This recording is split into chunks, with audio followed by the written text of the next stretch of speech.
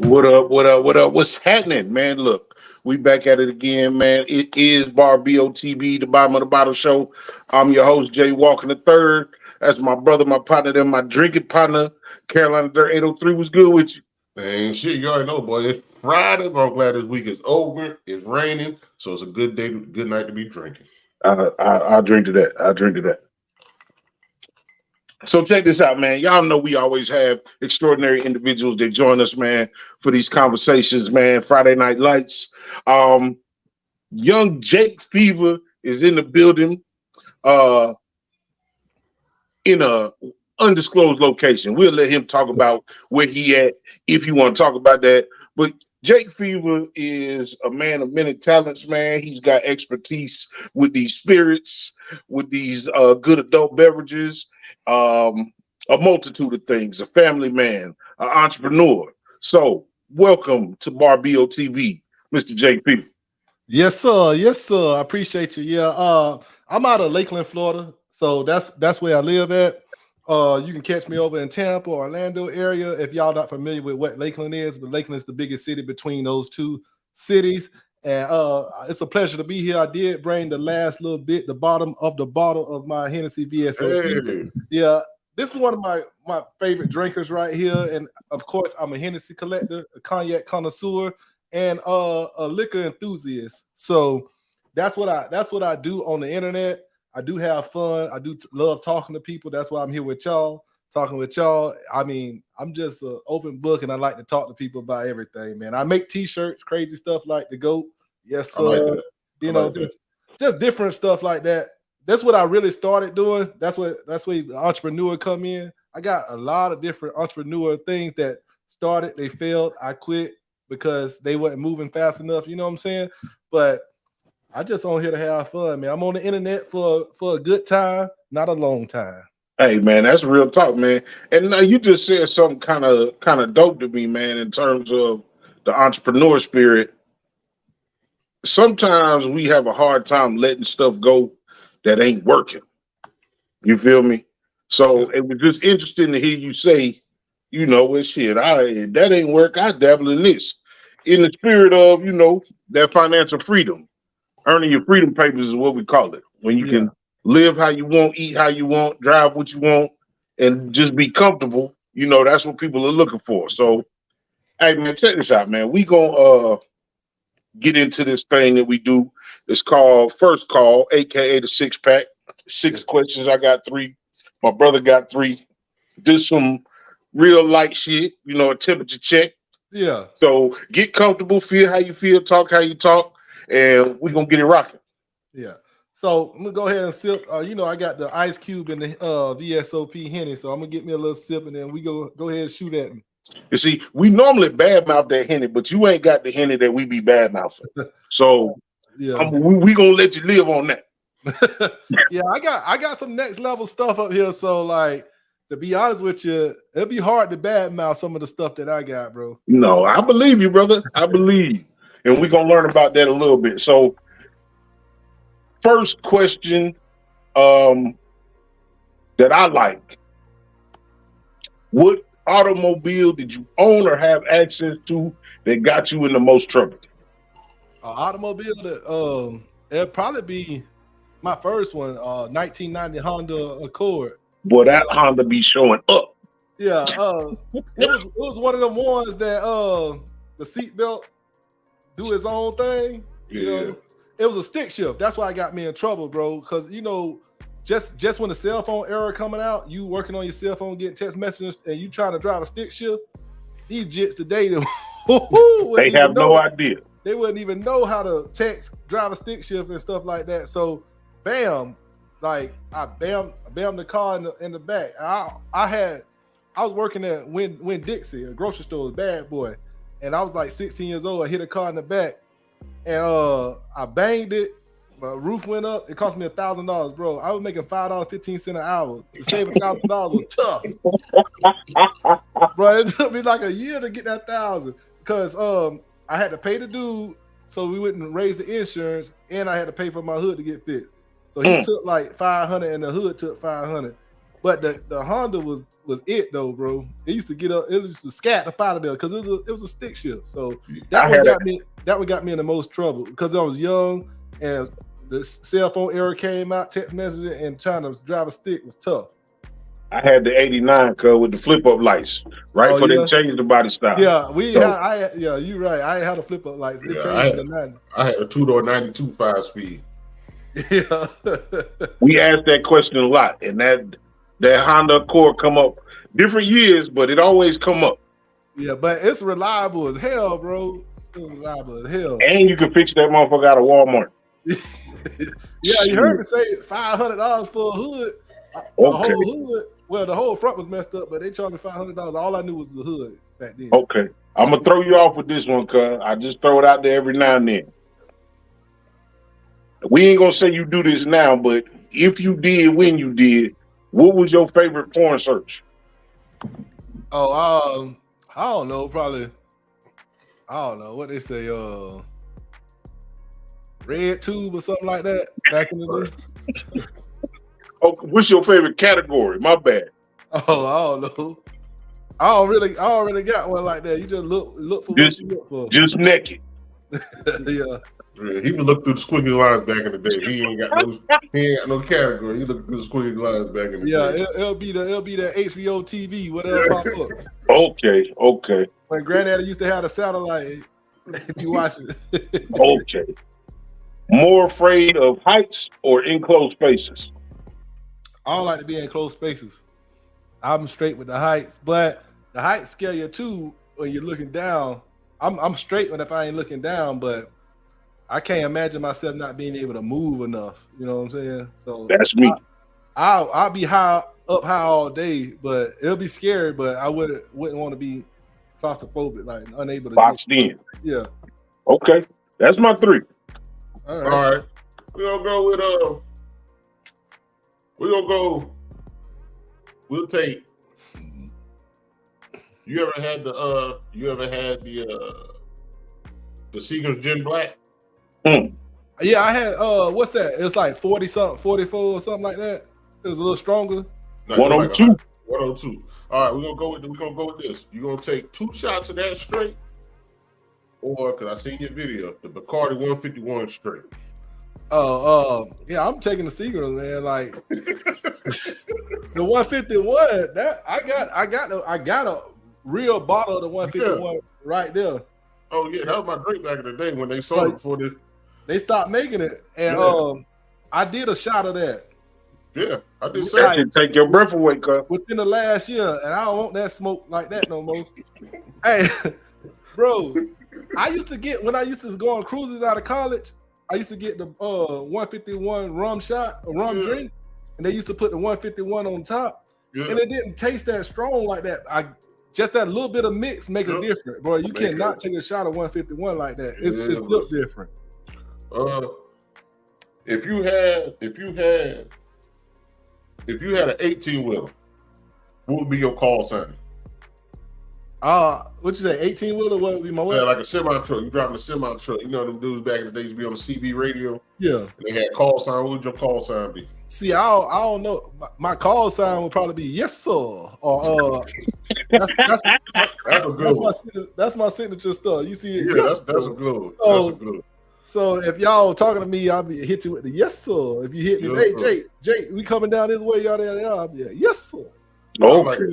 So you'll know it's me, and then everybody can't say it. And shout out to Trick Daddy, man. You ever seen that? Heard that song? Take It to the House. Oh yeah. That's what. He just said it. He did say that. But yes, sir. Slip and slide, getting loose. Boy, that's that Florida stuff right there, boy. Y'all know where that came from, now. Oh yeah, no. Trick got ties in South Carolina, cuz. You ever seen Project X? Project X. What's that? The party one? Yeah. Young kids party. Kids got off. Yeah. Who had a better night? Them boys at that party, or the Hangover fellas? We just talking about having a good night. Oh man, Hangover changed my life, bro. I love the Hangover. I like the Hangover, bro. I just if they would have lost Doug, it'd have been lit, but it was lit with them losing Doug. Bruh, all I'm gonna say is Project X, when they bust that motherfucking gnome open and 1 million ecstasy pills pop out that bitch, Yeah, Pills everywhere. yeah, bro, they were lit, a man. car ended up in the pool. They had Hangover went for years though, bro. You gotta, Yeah. you gotta think about that. They had more.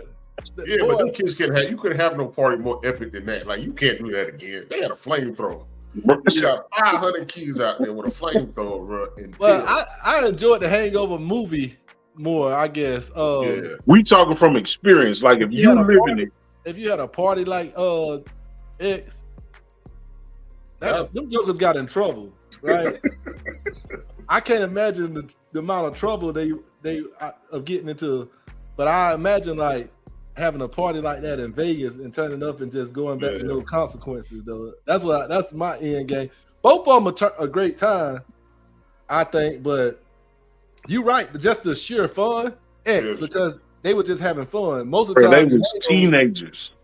Most of the time in Hangover, they were looking for somebody. You know, right? So just sheer fun, yeah, I'll go with that. But they had fun before. And shout out 2-3 Drinks. What's up, boy? I see you in the chat. That's what's happening. That's what's happening. Hey, man, welcome to anybody that came here through JakeFever, man. This is the Bottom of the Bottle podcast. Y'all like, share, subscribe, all that good talk, man. We just be over here vibing, having a good time, man. So, hey, come through. Come through. So, everybody drinking on something. Jake he done did his sponsorship for Hennessey. He done did his endorsement. He done did everything. I'm drinking some good old shine from the backwoods. I'm just letting you know. I can't afford that high price pretty bottle shit, but I'll take the bottle when it's empty. Yeah, you're right. I gotta represent what it's called, leveraging a brand. They are a good brand, and I'm leveraging a brand to build my own. So that I'm kind of pushing myself out there off their back. And it may look like I'm advertising for them, but I'm gonna drink the shit anyway. So you know what I'm saying? So let me leverage this and push myself forward with it. You know what I'm saying? So that's a good place to jump off, because like you said, you started out, you did a lot of different things. How did your interest in liquor and turning it into a business come about? It all happened by me trying to do the shirts on TikTok. So I was trying to make shirts and show TikTok like my shirt skills. Like I was pressing shirts, printing shirts, and things like that. And what happened was those videos went nowhere. And you know, Gary V, that's who I watch, and he like the social media king or queen or whatever you want to call him. He got that squeaky voice, so you know. I got you. My boy, he said you got to make 3 videos a day. So I started making 3 videos of me making shirts a day. That shit ain't pop off. And I'm looking at people that made shirts and stuff. They going viral. I'm like, dang, how can I get in this algorithm?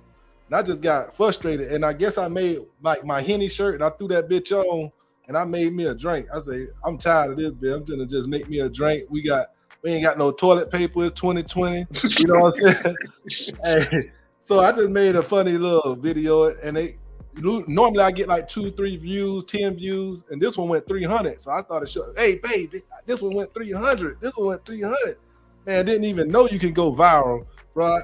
Next thing you know, I just started making drinks, and people started commenting. I used their comment to make their drink, then this drink. And I was like, I don't got that bottle, bro. They say, what bottle you got? Then I started showing my my little bar. I mean, it had about 6 bottles on there. And they seen a bottle, like some of my Hennessey bottles, and they were like, what's those? What's those? So I started answering questions. And then they was like, oh, you the Yacht King. One of the guy that followed me, shout out Jones and Man. I was like, I ain't a Yacht King, but I like collecting some Henny. And I know like, that shit right. Well, talk about that. So I started talking about that. And he had like 400,000 people following him, and he took an interest in me. And I was like, shit, whatever, bro. I'm gonna do what you do then. I'm gonna review some of these drinks because I like tasting different liquors. I'm gonna buy liquor anyway. Like y'all told me earlier before we got on, you like buy 1 or 2 bottles, want something that you never heard of and something that you like.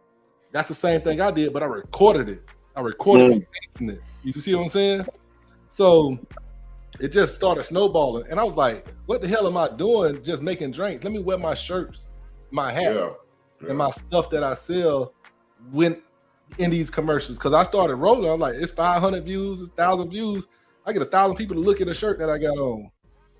And then that's real. one of them went 1 million and it popped off. And that's when I was like, I gotta go. This is it. So when that one went 1 million, I sold like 1,000 shirts in one weekend. And it wasn't the shirt I had on, it was the shirt in the video behind that one because they wanted to look up more about me. Right. Tupac holding the Henny bottle, and that went off. So I was like, I gotta eat. I went full blast. So I do crazy stuff. I make labels and stuff. I always did this before I had the thing. I just, needed a platform to jump off of. And I got my own platform, so I talk about what I want to on my platform. Just like kind of how y'all do. Bring on whoever you want to, talk to whoever you want to. If it go viral, go viral. We make money outside of this, so we straight. But you know what I'm saying? Like, if we pop off, it'll be great. Another stream of income, another sign of freedom, but it is what it is now. What was your first drink? My first drink ever? Probably Budweiser. My granddad, like, they old school, bro. They drink a Budweiser. I probably went in there and snuck me a Budweiser thinking I'm stealing some good stuff out of their refrigerator in the back. You see private stock. Yeah, like they be having big old Budweisers in the back. My granddad had that stuff. When you ate, you just sip it just to be bad. Yeah, nah. That's what I'm saying. Like I was getting messed up, but that was the first alcohol I tasted, and it wasn't good. Hey, bro. My pops used to buy private stock at Mickey's by the case. Yeah. And I don't remember which one. I think it was private stock. A 12-year-old body can't handle more liquor, cuz. That's what I'm going to tell you. Yeah. I just tasted. I got a picture of me doing this right here. I look funny in a bit, holding that bit like 8 years old with my daddy. You know how he be, like, your people be tripping, bro. Yeah, man. They, be tripping. They had Polaroid. Remember, they just came out with probably pictures you can print off real fast back then. Yeah, we our parents love cowboy flicks. They just love cowboy shit. So growing up, I used to always wonder before I started drinking, like, why they always pour a little bit of shit in their cup and they sip it? Like, it just at a young age, that shit didn't dawn on me that shit kicked like that. So now I be mad when I look at other people pour too much shit in their cup, knowing you ain't gonna finish the shit. Like that shit was one of them things that, like, growing up was watching people drink. Like, these cowboys pour, the 2 finger or something like that. Yeah, 2 fingers. They pour it. I'm like, man, they be paying for that little bit, and they sip it like it's strong. But growing up, start drinking, realize that shit is strong. Stronger than a motherfucker. Stronger than a motherfucker. What's one of your unspoken rules that you don't like to see people do when they drinking? I really don't have one of those, man. To each his own. If you buy that beer, you drink it. If you drink some of my stuff that I'm giving to you, like, I got some nice bottles, bro. When I'm trying to let you experience it the way I want you to experience it, that's an unspoken rule. If you decide not to experience it the way I present it to you. Right. Some of my bottles like $500. You know what I'm saying? If you don't drink it the way I think you should drink it and enjoy it, you shouldn't get a pour of it. Like, I'm not finna give you a $200 bottle of Patron or something that I got, and you just mix that bitch in the margarita. You know what I'm saying? I could do that on the video and get more and pay for the shot. You see what I'm saying? Right. Like, I could go viral by mixing some expensive bottle with some BS and be like, hey, and then everybody in the comments go crazy. You know what I'm saying? What I can't say, I post this in our group shit too. Like, shit you can't stand other people do or whatever. Sorry to cut you off real quick, but it's pour another person drink. 2-3 drinks told me that. Yeah. I don't pour nobody else poison. Yeah. That's a real drink. That's a real drink rule. That's a real drink. But if you normally don't buy it, it's different if I come to you and you got a lot of liquor and you let me taste it. But when we go in there and drink it, if you don't normally buy it, I don't like when people come to other people's functions and drink up all the good shit. If you normally don't buy it, like, so let's say I come to you, you got another Hennessey. I already told you me and my brother, we don't fuck with Hennessey. So if I come, I'm gonna be social when I drink your Hennessey. Now let's say I come back, I'm not gonna drink all your Hennessey. I just feel like that's overstepping your boundaries because that's not my drink. I'm only doing it because it's available. Yeah.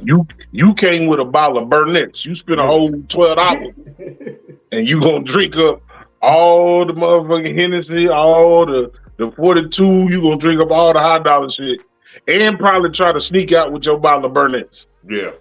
Come on, man. Yeah, that's being petty, but sometimes you gotta meet people where they at though. Sometimes they budget ain't what it is, and then you give them, like, I got over 500 bottles, I believe, right now. So most of the time I don't care about you and what you bring that's high dollar. If you bring something, I'll let you taste something, but I'm not finna let you just go ham. And I know y'all talking about going ham, but some people, if you bring something that you can afford and you brought it, yeah, man, you can taste that bit. You only have to bring nothing to taste it if you want to. Like, I'm just showing love. If I can't get it again, we're gonna have a different conversation. Like some of these Hennies, they was made in 1960. You see what I'm saying? So they ain't coming back. So you're not gonna get that. Hey, don't worry. I'm taking invite me over. I'm taking the 151 with me. Look, I'll take the 151 with me. I don't even got a 750 in it. I got 375, and it's like halfway gone. Hey, I'll tell you some crazy shit real quick. So I'm at a car show some years ago. I was in the car show game a lot heavy, and I used to always bring my own liquor. I come to all car shows ready. Man, I had a fresh bottle of 151. I had just bought from the liquor store. The car show was at Benedict College. It's at HBCU up here. Yeah, I know Benedict. That's my boys, man. My boys used to coach for them. They won all them things. Shout out Jay Dav.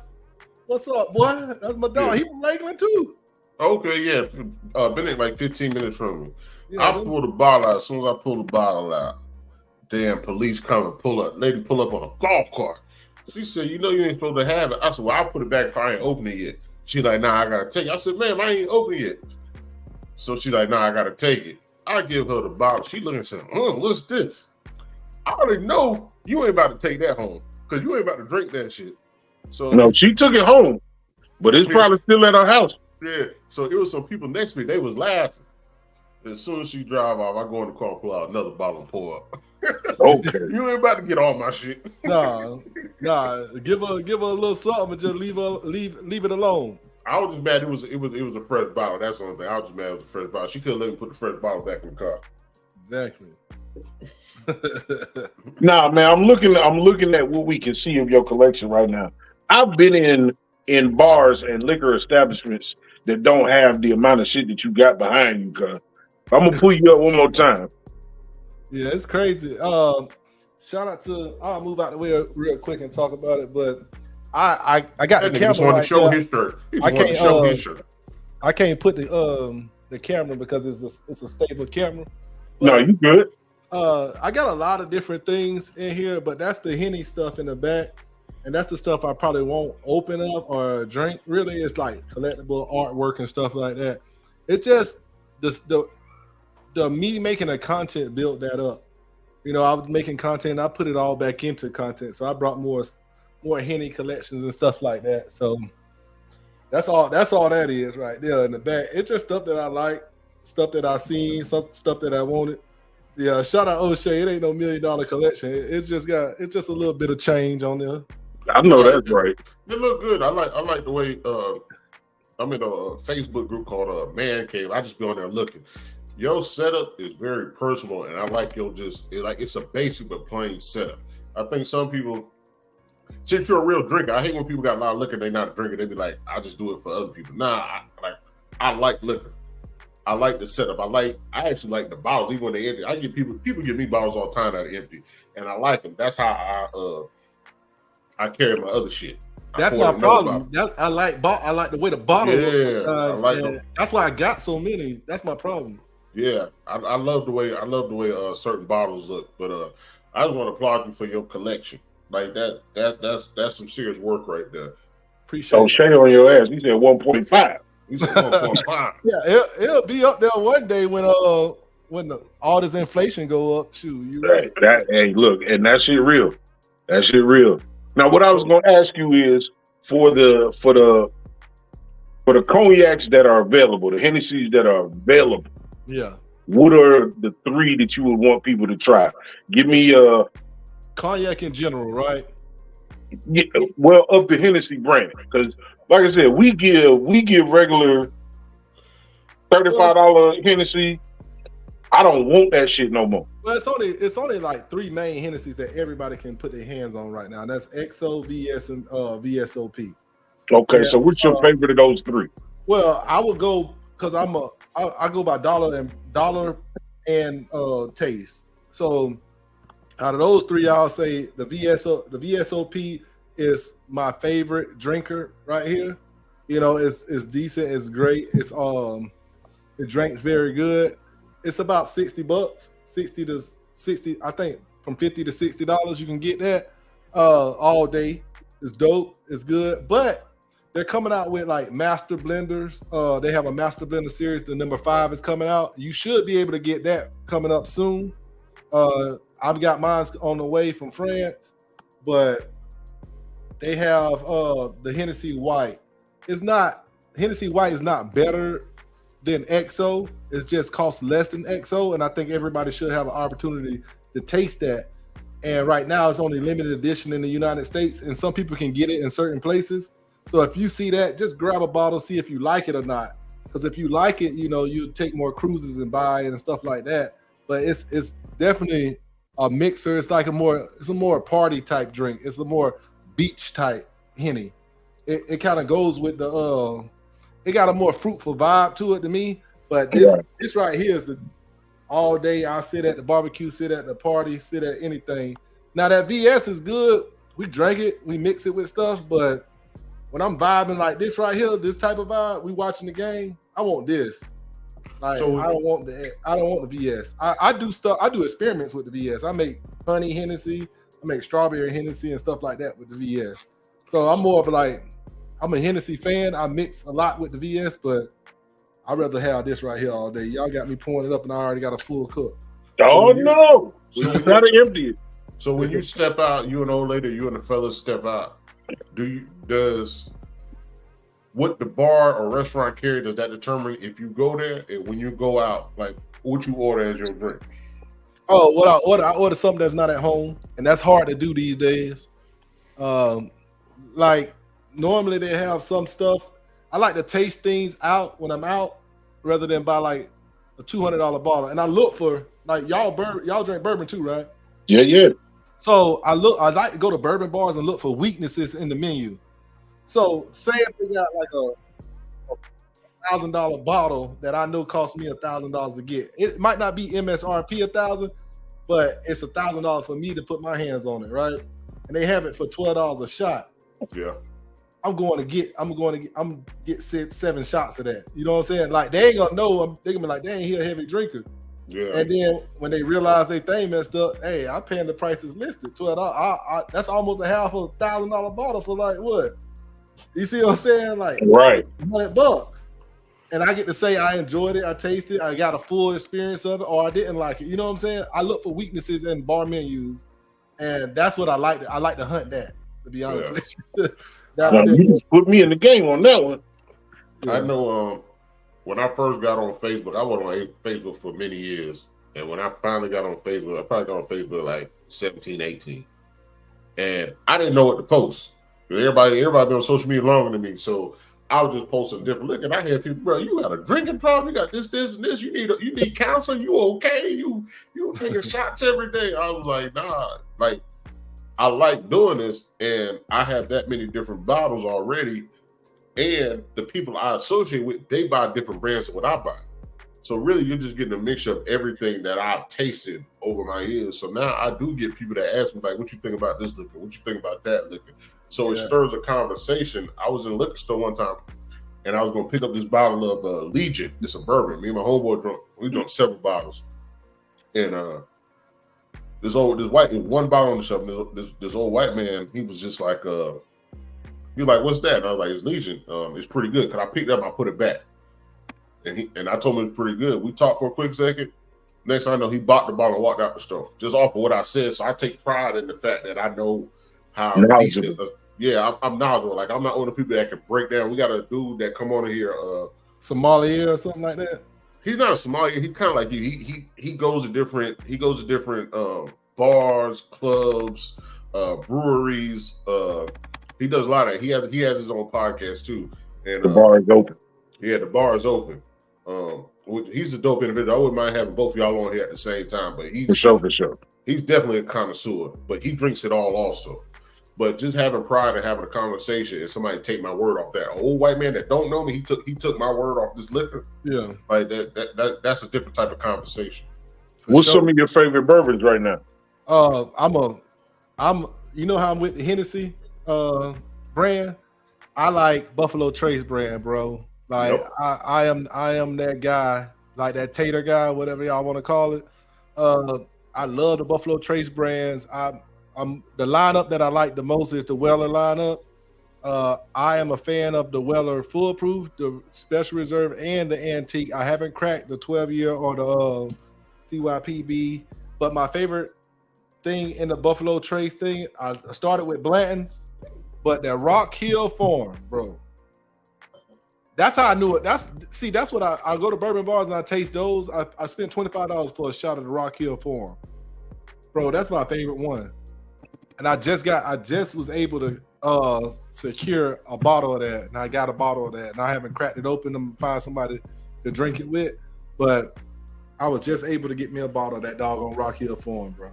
We on the way. I know Buffalo Trace for like about 3 years ago. Buffalo Trace was hard to get. They would only up here. They don't let you buy one bottle at a time. And that was the regular Buffalo Trace, but now I think you can buy more than one at a time. Yeah, y'all in that state where they manage you. They manage y'all tightly. Yeah, hey, it's crazy. So I was in there one day. Me and my pops in the liquor store one day, and I was looking at it. White dude came up, and he was gonna get 2 bottles. I was like, well, they just told me you can only get one. I was telling him that. He was like, hey, take it to the cash register, and I'll pay you to buy it. So I walked in the cafe. So the same dude that told me I can only get one at a time, he was like, you buying that for you or yourself? So I'm buying it for myself. He was like, all right. And as soon as I get to the cash register, because dude gave me the money, I handed it to him before we walked out. yeah. Hey, and shout out HD Dreams Visual. He asked me what it is about that Rock Hill Farm that I taste. It's a lot of people say smooth, and smooth is not a definition of what the bourbon tastes like. Man, it was like soft. It was like soft. Like I'm a cognac drinker, so it got me a hint of fruit, but it was like soft on the tongue, not burning as soon as you taste it, and it's 50% alcohol by volume. And when you swallow it, it's smooth all the way down, meaning that it doesn't burn you all the way down. And when you breathe back up, it doesn't give you any fire. Ooh. It's just like a candy. It's like a bourbon candy, and it's 50% alcohol by volume. It shouldn't drink like that, but it drank like that. It's like that, and it was better. It was better than the doggone Blanton's that I tasted. And Blanton's turned me on to bourbon, and that was the one I used to brag about. They say it's the old school Blanton's, but it's so hard to get now. It just tastes different. It hit my taste buds a little different for my palate, and that's what I like about it.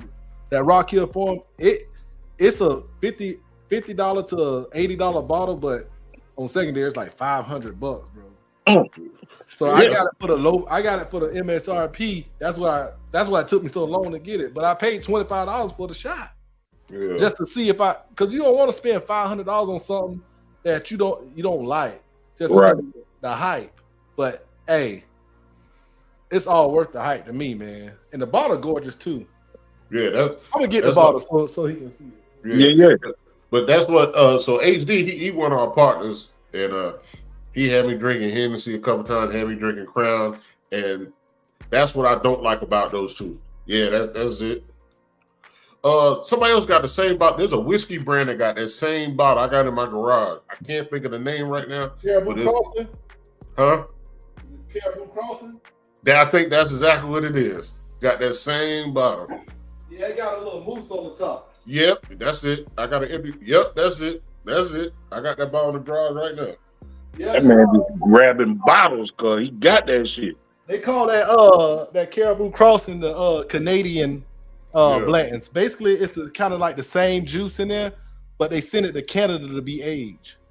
So it doesn't taste as good because in that cold weather, when you aging stuff in that cold weather, you want that wood to expand and close in that Kentucky heat. that Tennessee heat, that wood be expanding and closing real good. So in Canada, that's why you see them scotches be 18, 20 years old. I can't do scotch. They ain't got enough of that.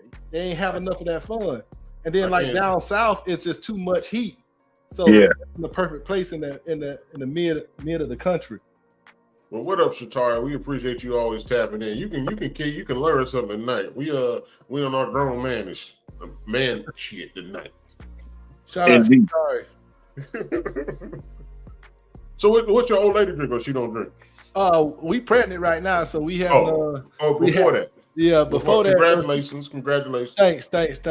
Yeah. We pregnant right now, so in May we'll have our new one, and then we'll get back to it like at the beginning of the fall, and we'll get back to it. But she like the taste of drinks, and she don't want it to have alcohol in it. So basically, she's a liquor. Yeah.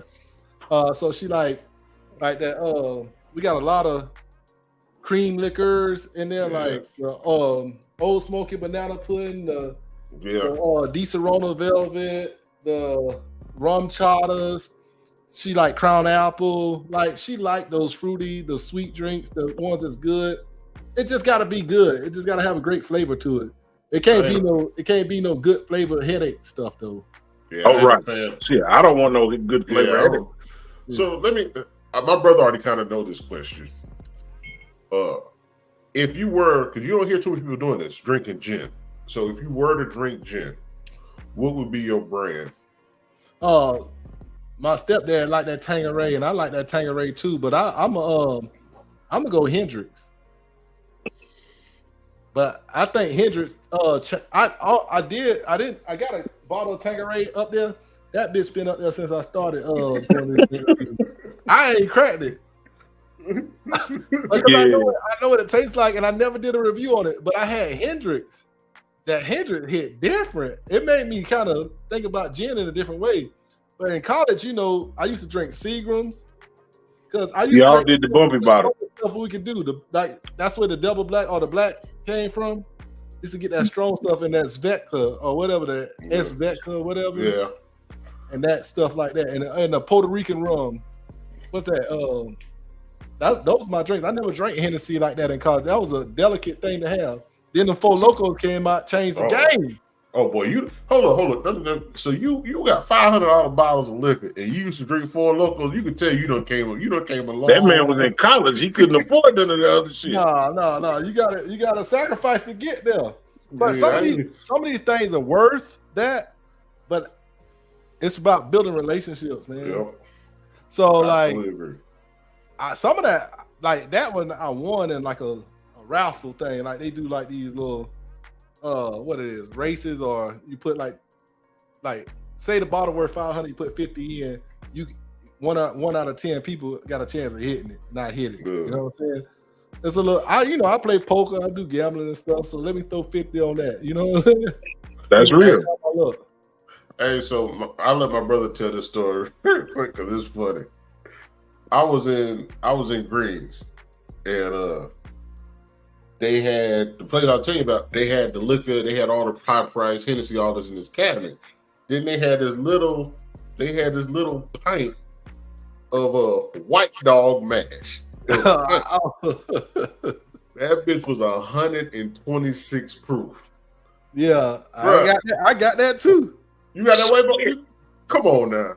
Yeah, if you ain't drinking it, I bet you still got all of it. Oh, I made something out of it. I'm gonna tell you. Go ahead, tell the story. But we took that was with. So I'm with my brother and his people at the time, and I brought it over there to his spot, and we all poured a shot. I think it was that, and not the 151. And as soon as they took the shot, they said, "Oh, I think I'm drunk already," and I think they were falling out already. That shit was bad. That bitch got a kick. Yeah. Well, I'm gonna tell you a story about why I brought the white dog and why I tasted. Hold on, let me get a second. A lot of people don't know about that right there. No, shit, no. I know why too. So the reason I got this white dog. That's it right there. That's it. It's because of this bottle right here costs so much. Oh yeah, I had a different version of Stag. Yeah. So this White Dog mash bill, if you see it, it's not white anymore. It's brown. Oh, I didn't know that. I put one of those oak rings in it. Yeah. Because this costs this is a small one, but it costs like $20, right? Yep, that's the one I had. So it's strong. It's 62.5, and this Stag is the same. I believe it's the same mash bill. It's 62.95. So what I did was I kind of made Stag out of it. I put one of these oak ring agers in it, and I aged it for quite some time, and I tried to make some Stag out of it. So I did a project with it, and it actually tastes decent once you put that oak in it. Yeah. Yeah, because it just tastes like fire without it. Yeah, but this one still tastes like fire if you're not a drinker, a high proof drinker. But y'all drink that moonshine, so y'all should be straight with this right here. Yeah. That's what everybody say. Moonshine can be, like you said, smooth is an arbitrary word. We've been drinking moonshine from like over 30, 25 years. We've been drinking moonshine from like 2 different manufacturers. You feel me? So you can have really good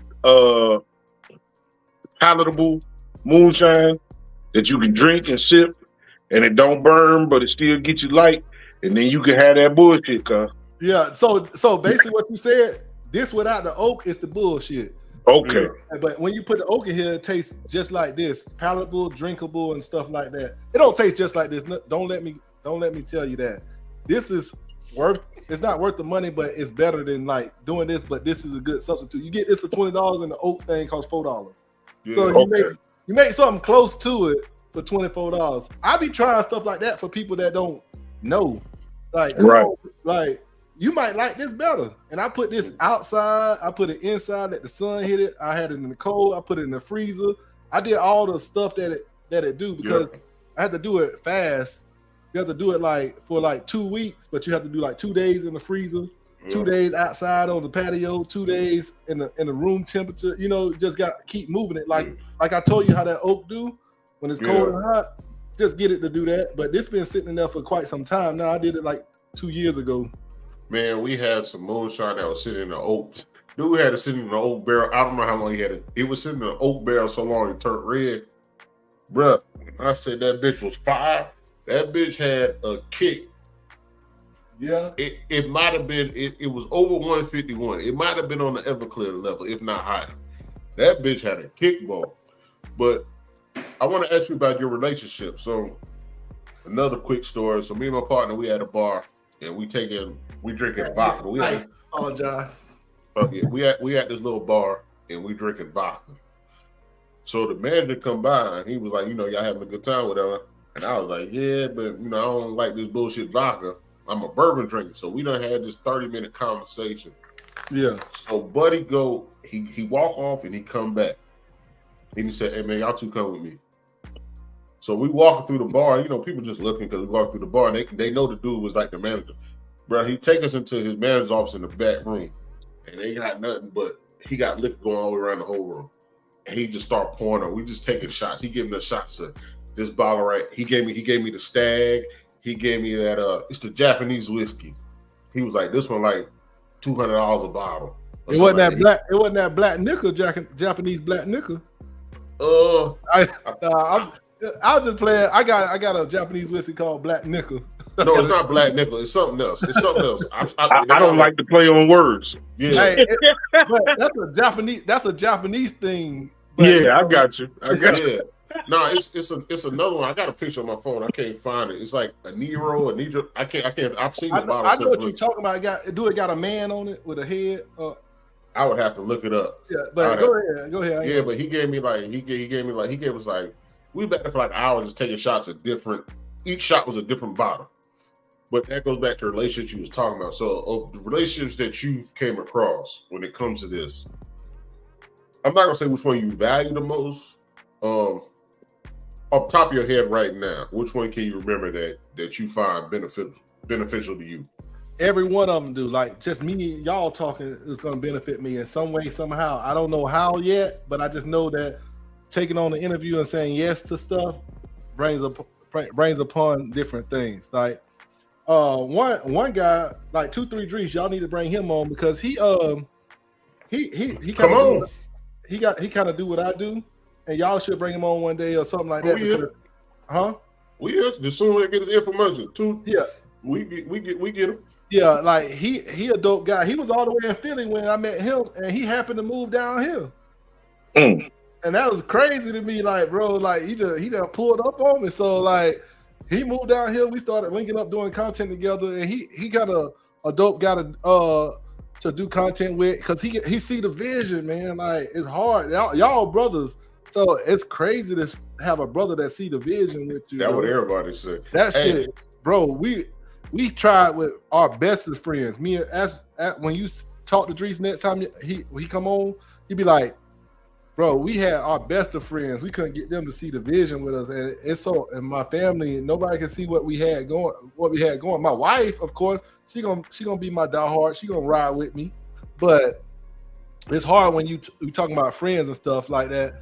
So everybody is a big part of my success, but everybody I kind of help out too. So nobody can say they made me, but I can't say I made nobody. It's like a give and get situation. You know what I'm saying? In all things, even the people that say they got it out the mud, yeah, somebody stepped on that motherfucker and made it easier for you to get.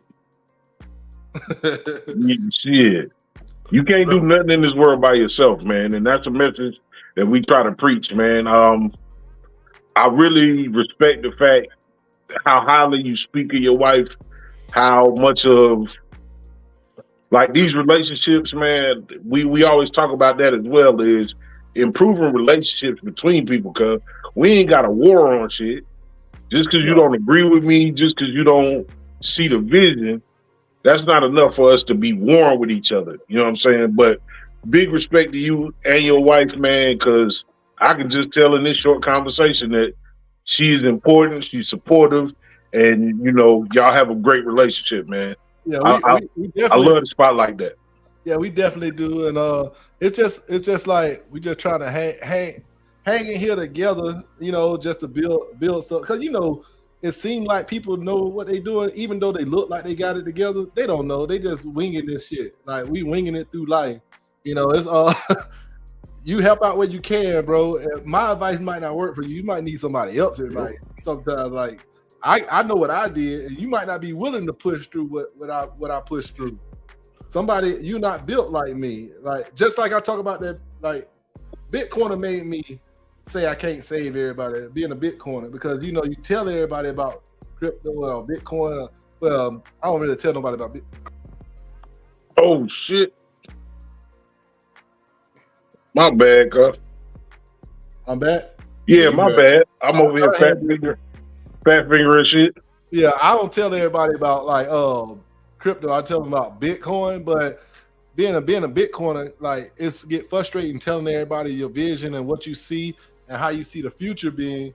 And what happened is people won't see what you see, and you just gotta meet people where they at. And you can't help everybody because everybody don't want your help. They ain't in the same situation as you, and they living their life. They going through their life as their motion. Just like my motion was my motion when I was younger, my motion will be my motion when I'm older. You know, so I just can't judge people where they at. I only can tell them, hey, I tried to tell you. Yep. And that's all I got for you, bro. Like I ain't got a lot for you, except for I only can tell you what I did. If you want to follow. If you're not, then don't. You know, but you can't be mad at me for not trying to put you on. So when you Dries is wild, man. He said you said Bitcoin and got kicked off. Yeah, they don't want me to put the medicine in the candy. Dries, talk to them. So when you because me and my brother, we talked about this. We talked about investing. We talked about Bitcoin. We talked about crypto as a whole. So what got you into Bitcoin, which is technically crypto altogether, but Bitcoin is the Michael Jordan. I'm gonna explain something to you when we talk about crypto and Bitcoin. So how you framed it is kind of like what I look at, and my vision is the wrong way to frame it. So Bitcoin is technology making money, right? Using technology to make money. Crypto is using money to create technology. And that's where people get it messed up at. And that's why people lose a lot of money, because they use people using money to create blockchain stuff. Yep. And that's businesses that you're investing in. You're not investing in like a piece of the pie, which is Bitcoin is 21 million coins, and you only got a certain piece of the pie. And that's what creates scarcity, rareness, unconfiscatability, you know, like hold up, pause. Say that one more time. Scarcity, rareness, nope. Unconfiscatability. You good. Go ahead. You good. Unmutable. Oh, you know that's a word. And it's completely visible on the ledger. So what you seeing is like it's like gold 2.0. I know people say that a lot, but it's faster, and you can like it's better than gold because you can dig up more gold. I got a gold necklace on right now. So if gold go to like $5,000 an ounce, I'm selling this gold necklace. So you can get more gold. It's only going to be 21 million Bitcoin. So the piece of the pie that you get is the piece of pie that you get. Like you could dig up more gold. There's asteroids flying around. They'll go up to outer space to get more gold if it goes that high, you know? So the whole thing is to preserve your wealth in there. And a lot of people get confused because these other people saying, oh, it moves faster than Bitcoin. It does this. It's going to change the world. Well, that's like investing in any company on the S&P 500. Those things go all the time. What are you basing that crypto on? We know, like you said, what the value is, or not the value of Bitcoin, but we know that there's something tangible there that makes it valuable. And it's backed by everything what's everything valuable backed by energy. Like that computing power is backed by electricity that figure out complicated algorithms every 10 minutes to produce 9 Bitcoins. And those algorithms take a massive amount of energy to compute that stuff. And that's why it's uncrackable. Like the code is uncrackable because it would cost you so much money to crack the code that to try to crack the code to break Bitcoin would be like just you spending trillions of dollars just to go broke. You see what I'm saying? So and that might not even work. You might just open up one block and it might not work. So you'll spend trillions and trillions of dollars for it not to even work. So sometimes the benefit outweigh the risk, and the risk is too high to try to break Bitcoin at this point in time because nodes are everywhere. It's like a spider web of everybody over the world, and a lot of people don't see that vision because it's kind of complicated to understand. But all you gotta do is understand that this is true scarcity. It's the only thing in the world that's ever been you can't make more of, and that's what I get it because I'm a bottle collector, right? I respect the bourbon because I know this was made this one time 7 years ago. It was in this oak barrel. You see what I'm saying? And we're never gonna get this taste again. And I understand scarcity in that fashion. And more bourbon collectors do, cognac collectors do, and you're never gonna get that same experience and that taste in that bottle. That's why that 1990 bottle or that 2017 bottle of wine and stuff get more praise than other bottles of wine. Because they understand that that's absolute scarcity. You never get it again. When you pop the top on that, it might be 27 bottles left. Yeah, and that's what Bitcoin is, absolute scarcity. And as the price rises, it gets more attractive to richer people. It does. Right. They got more money and they can put more in. So the liquidity becomes stronger. And that's why it gets out of hand of us normal people. You know, so you just got to get a piece of the pie that you can. And that's what I was gonna say. Like it's about to go because what the halving start in April 1st or something like that. The halving start. So the halving is basically quick breakdown is once again, correct me if I'm wrong. So he said we're producing Bitcoin. So every 4 years they cut in half the number of Bitcoins they're going to produce. So like you said, the limit is 21 million. So April 1st is the 4-year run where they cut in half how many Bitcoins they produce every year until they get to 21 million. So that's what's going to rise the price. So some of y'all that's in crypto, it skyrocketed the last 4 weeks it skyrocketed. It went down the last 2 weeks, but it's going into the halvings. So technically you are still positive depending on when you got in.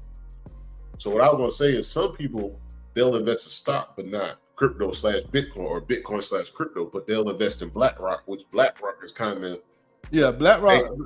Go BlackRock ahead. came in. Yeah, they came in strong. Go ahead, break it down. And BlackRock themselves said it's a flight to safety. So what's the guy over there at BlackRock? I forget his name. Larry Fink. I think his name Larry. What's his name? Larry Fink. Yeah, I don't know. But yeah, he came over and said it's a flight to quality, not safety. Flight to quality. I call it a flight to safety because it protects your wealth. You sitting $10,000 in the bank a year ago versus to today in Bitcoin. Like you'll have $30,000 in Bitcoin, which a year ago gas was $2, right? You only could buy what 5,000 gallons of gas with $10,000. Now you got 30,000, gas is $3. You could buy 10,000 gallons of gas. You can still buy. You see what I'm saying? You can buy more stuff with it. So it's a flight to quality, but it's also a wealth reserver. To me. So I look at it like that. And right now, rich people getting in it. And when the rich people get in, they buy and they plan on holding assets forever. This is prime real estate. It just happened to be in cyberspace. And that's exactly what I should have referred it to. Bitcoin is almost like real estate. Like there's only so much land in the world. And as soon as it can run out, and it will run out. It's just that Bitcoin will run out a whole lot faster. That's why I should explain. The reason why I believe in Bitcoin and crypto, when they started changing the basketball arena, the Clippers changed it to the crypto arena. You got soccer, you got tennis. There you go. That's what I wanted. Bro, I've been watching your videos. I saw that shit. I like that. But I saw major companies regardless of what the news said, you see major companies invest in the crypto when crypto was down. So that should tell you Bitcoin and crypto what the world's going to be, because a lot of people don't want to deal with the physical money, and plus the transaction. A Bitcoin in America is 20,000, and overseas is 20,000. But a dollar in America is different than a dollar in Japan. Exactly. And people don't understand the value of our world is global, and you travel a lot of places, but we're going to be able to travel a lot more. It's soon basically going to be borderless to me. And when you borderless, you're going to want to move around. People not going to want to be stationary, because most people just stationary because all their wealth is there. Like back in the day, you didn't go far to get married. You know what I'm saying? You just stayed in the same little neighborhood that you was in. You didn't meet your wife outside of the city that you was in. You probably did a county over or something like that at most. And all your wealth came from that area. Now you can build wealth all over the world. And who wants to maintain this property here while they over there in Japan building wealth or doing whatever project they got to do, or over there in California? You can stay in America and do it. California, New York, you got to get money over there. So you can put your wealth, all your wealth in the world, in your head. Think about that. And just fly anywhere you want to and walk around with billions in your head. Did you see what it was an offensive lineman for, I can't remember his name, for the Carolina Panthers or something like that. And there was a tight end for Kansas City. I think he was the backer. He wasn't Kelsey. His granddad or dad was into banking, not banking. What's bigger than banking? He was into investments or whatever. Yeah, hedge funds. Hedge funds. So both of them put their salary into Bitcoin, but that's when Bitcoin was like 60,000. That's when they released the information, when Bitcoin was at 60,000. Yeah. So you got to think, it dropped down to 16, so they lost their money. More than likely, if they believed in it that much to put their salary into it, they're gonna ride it out. So you got to think, if it hit, and they're speculating it's supposed to hit 150,000 by the end of the year. I'm thinking probably right at 100,000 by the end of the year. They said 150. Some of the analysts. You got to think how much money they have made off the same dollar. Yeah, right. The same dollar. I look at it like this, more of a sense. Forget the money. Forget how much it is and how much it's going to be worth. Just dollar. What I seen a Facebook person say, knowledge is key. Help a brother, help a sister out. What I would say is dollar cost average is what I do. Mm-hmm. I buy Bitcoin every week, no matter what. and I've been doing at the minimum $25 for the past 7 years when I found out what it was. So that's the minimum. Sometimes I go ham. I'll put my whole check in there some days when it go down. I'll do whatever. So it ain't about the dollar amount. It's about the piece of the pie that I have. Right. You see, it's only going to be 21 million. What will make me a 1%er? 2.1 Bitcoins. And what would make me higher than that? You know, let's get a double digits. You know what I'm saying? Let's get 10. Let me get all my family one. You see what I'm saying? It's just different. It's that you got different goals when you start hitting them.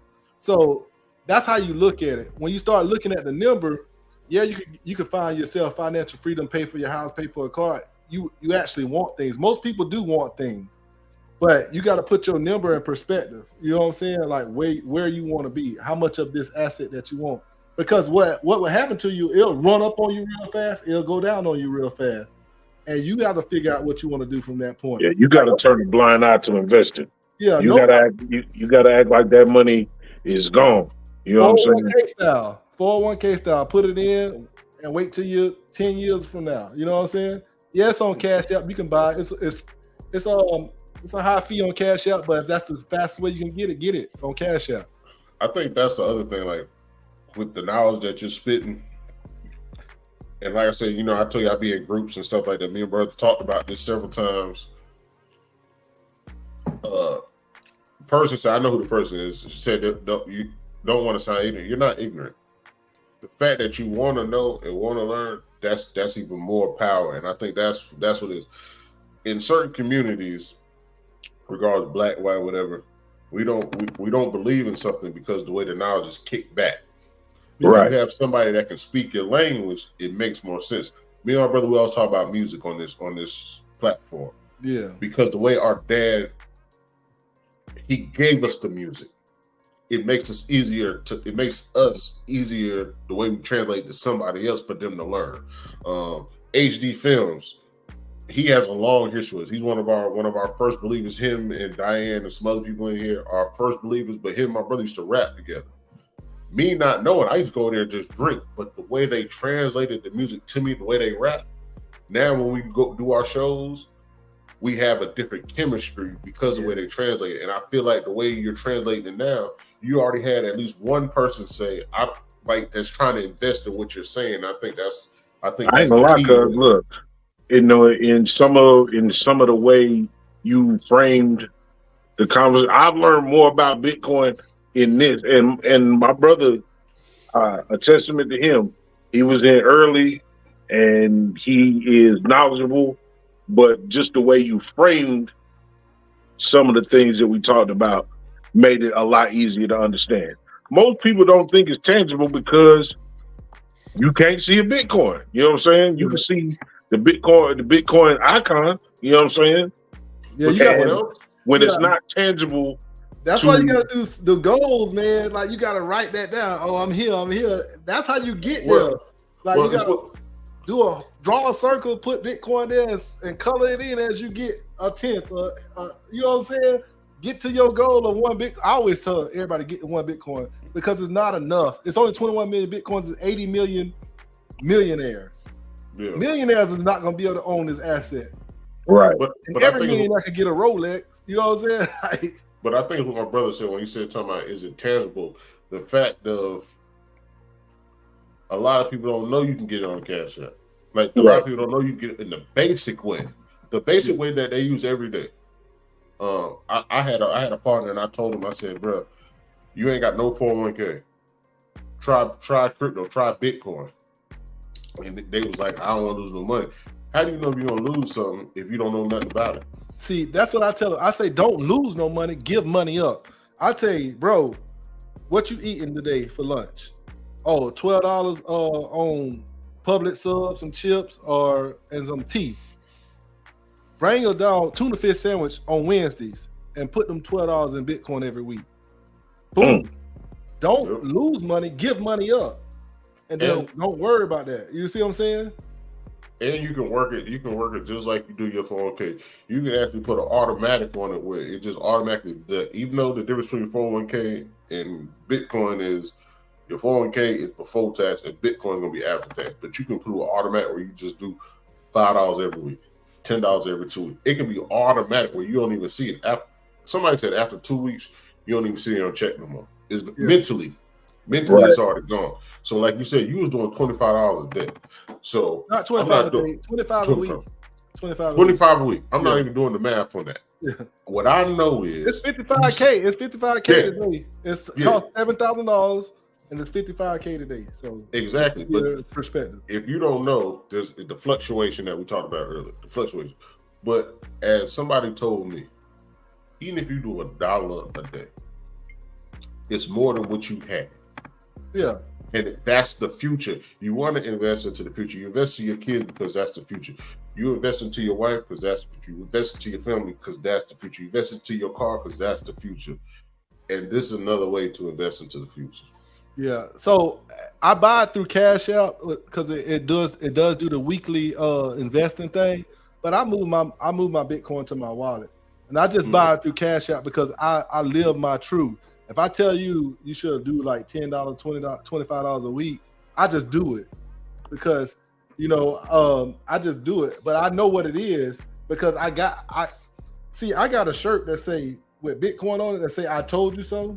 That was last bull run. This shirt that I'm gonna wear this bull run is gonna say I showed you so. So I'm gonna pull out the $25 a week stash. You know what I'm saying? Because I got a pocket watch and stash. I got a showed you so stash, and I got my family shit. You know make sure you put the whole goat and the yes on it. When you talk about I told you so on the Bitcoin, say yes sir. Yes sir. Yes, sir. I'm gonna put a Bitcoin chain on him. Hey, but really, oh my bad. Well, I was gonna say before we get out, I just wanted to, man, tell us a funny story about the first time you got drunk. Shoot. I don't know, man. People be telling me the stories about the first. That's how that normally go. Yeah, but the first time you realize that you probably it's not funny because you be throwing up and stuff, and that's like, oh, I was too drunk. You know what I'm saying? Right. Because that's when you like, oh shoot, drinking too much is bad. Yeah. So that's in a real way. That's when you learn. That's when you learn you get lit. But I have a lot of fun. I don't really got no funny stories. Because I can't remember them if I'm too lit. And then it's probably something I don't want to remember. Right. In a real way, man. Y'all see how this went? This was a real casual conversation with somebody that we just met, and we getting loaded. We ain't getting loaded. We are participating in adult beverages. I was waiting on this moment, man. I'm just we taking communion together and we're having a conversation. Oh, you don't know. That's what our pops call it. We had, what do you call it? Oh, we had Garage Baptist. That's one of the locations. Garage Baptist taking communion. So I wanted to tell my brother because I didn't tell when I told my brother he was a guest. I actually found you came through my TikTok feed. Yeah, that's exact. I saw you. No offense, but I connect you mentally with the tipsy bartender. Oh yeah. Because what happened was I was scrolling, but I didn't have the volume up. So I was looking at this shit with the volume down, and I saw you mixing drinks.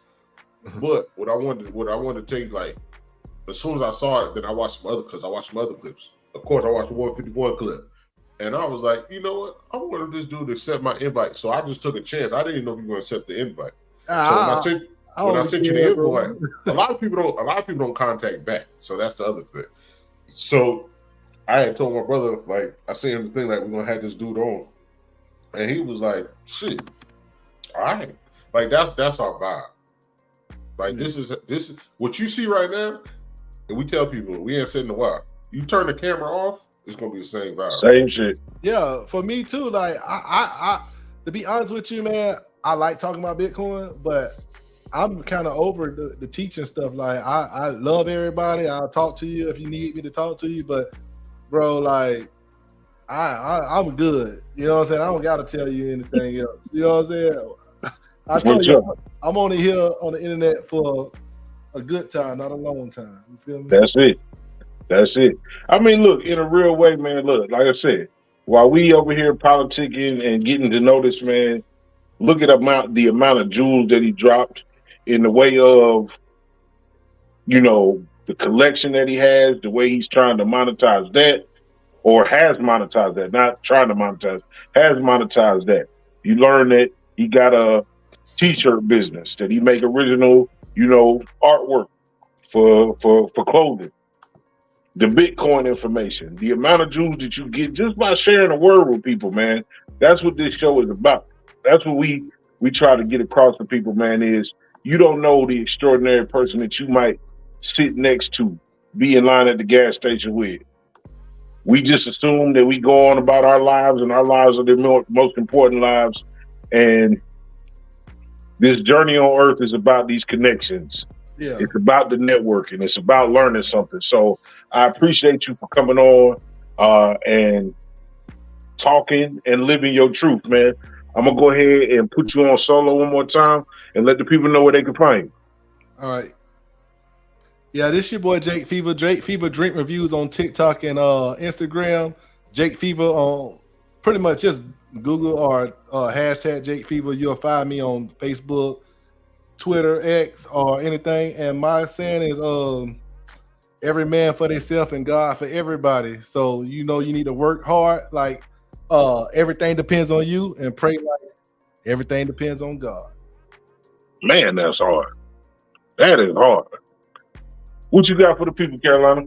I want to thank Mo3 for coming on here. Nigga look just like Mo3. Hey, they be killing me with that, bro. I ain't gonna lie, you got that forehead. Mo3, baby. You got that shiny forehead, that glistening forehead. Yeah, bro, dog. I have to have the light on, the ring light lighted up, man. So, bro, you ain't that dark. Come on now, you talking to two dark skinned niggas. You talking about you. All right, but anyway, I appreciate you coming on, man. We definitely got to have you back. We got to have you back with the bars open. That dude, he is very knowledgeable also when it comes to liquor. And he likes to have a good time just like us. Like, hey, yeah, man, I'll jump back on. But hey, if y'all want to bring him on, y'all jump on my I do a live on Fridays too. I thought I was gonna have a guest on. That's why I pushed us back to 9:30, because normally I do like 7:30. And I bring people on and I talk too. And I love having conversations, man. So I got a little modified way I do stuff. But yeah, man, I'll bring him on if y'all want to. I don't know how to simulcast this stuff, but it's some good words, boy. You be using some good words. We'll make it work. Yeah, we'll make it work. We definitely appreciate you coming on. Once again, my call sign is network is superpower. This is part of network, and I reached out. He answered. He was like, "Yeah, damn sure I'll do it." He kept clocking in to make sure we were good. And bro, this has been a very, very, very dope episode. Like I said, we definitely gonna have you back. I give it to my brother. Hey, make sure you stay on when we get off. Make sure you stay on for a quick second. But I give it to my brother. Hey man, look, y'all know what time it is, man. It's the brothers of BOTB, man. Big shout out to JakeFever, man. This will not be the last time that we connect and do this thing, man. But I wish you and your family nothing but success, man. It's all right to cheer on people that look like you. Everybody ain't the ops. Yeah. Like I said, it's all right to support. It don't cost you nothing, and it ain't gonna hurt you. Y'all check this out. Like, share, subscribe. Tell people what you learned today, man. And just keep pushing the favors forward. Love the people who love you back, man. This is the Bottom of the Bottle Show. And until the next time, man, y'all be easy, man. We gone. Easy.